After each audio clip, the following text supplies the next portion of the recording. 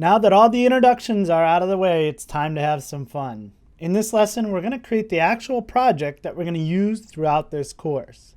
Now again, in the next section, we'll get into a little bit about setting up a Git repository and kind of the branching strategy that we're going to use on this project. But for right now, we're just going to create the initial project using the Spring Initializer. Now I know I mentioned this in the development environment setup, but I want to reiterate it here. I'm using Intellij Ultimate Edition, and the Spring Initializer wizard is kind of built into the IDE. If you don't have that, please do not let that stop you from moving forward. If you're using Intellij, the free version, the community version, or an editor like Visual Studio Code or Eclipse, you can still follow along with this. There is nothing specific to an IDE that is going to build the boot app for you. There's nothing going on there that you need what I'm using to build. So with that, you head over to start.spring.io and you fill out all the properties about your project. Here we're building a Spring Boot 2 app, and in my case, I'm going to use Java 9, but you can use Java 8 if you like. And then you're going to go ahead and select all your dependencies here, download it, and open it up in whatever editor or IDE that you like. So that out of the way, I'm going to go ahead and use Intellij and create our project. So we're going to create a new project. As I mentioned, I'm using Java 9. You can use Java 8. That is perfectly fine. This is a Spring Initializer project using the default start.spring.io. And now we're going to give it some information about the project. So I'm going to say com.vega, and our project name is basically going to be springit. So that's our artifact, and that's the name of the project. So we'll say this is a Reddit clone.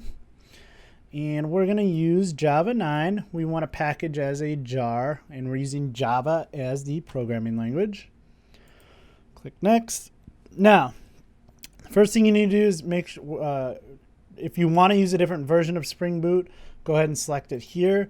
It's basically going to select the current version of Spring Boot. So as of the time of the recording, that is 2.0.0, and we're going to use that for now.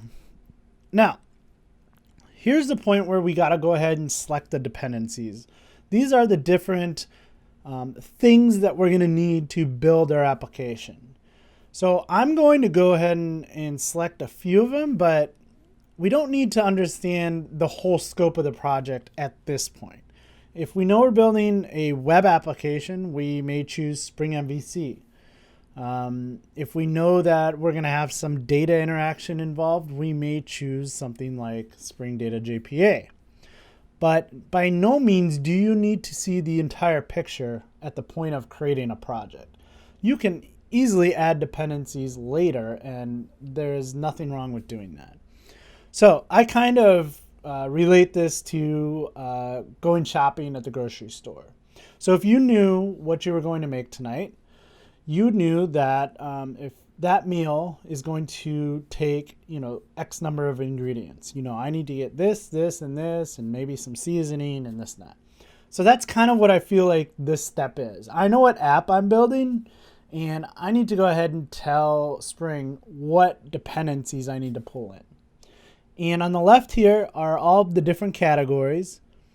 And in the middle is the dependency. If you click on it, it might tell you a little bit more about it and link to the reference doc.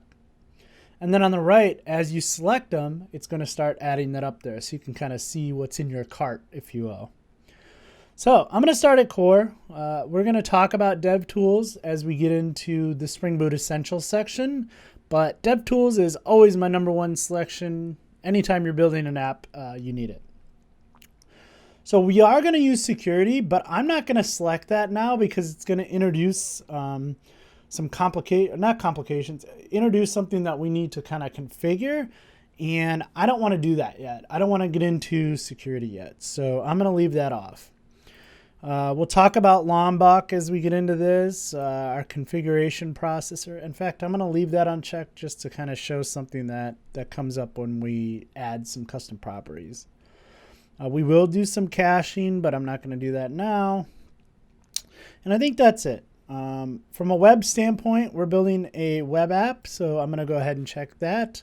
You may think that you need something like JAX-RS or validation or something like that. But as we select this web, you'll see you get a full stack web development with things like Tomcat and Spring MVC. And Spring MVC has validation in it already. So I think that's it from the web side. The templating engine, I'm going to choose Timely. That's what we're going to use to build out our views. From a SQL standpoint, I'm going to choose JPA and H2. Now remember, we're just using the H2 embedded in-memory database for our development purposes. We will get into a scenario when we go to push this to production where we're going to use a more production-grade database. But for now, let's just start with that. So we have JPA, we have H2. We're going to go down. I don't really need anything else. You can kind of look through here if you want. I don't really need anything social. We may get into, probably use some mail as we get into that, but maybe even some schedulers, but not right now. And then ops, I'm going to go ahead and choose the actuator, and we'll get into kind of talking about what that is as well. So that's really it. I've selected all the things I think my application needs for now. Again, we can kind of add these dependencies later.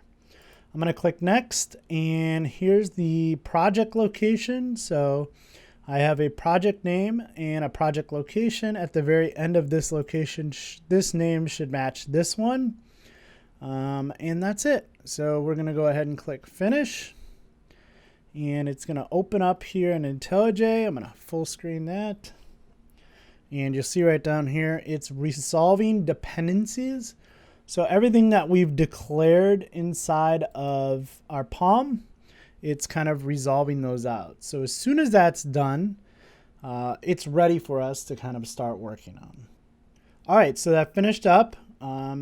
That's all we really needed to do in this particular lesson. I just wanted to get the application created.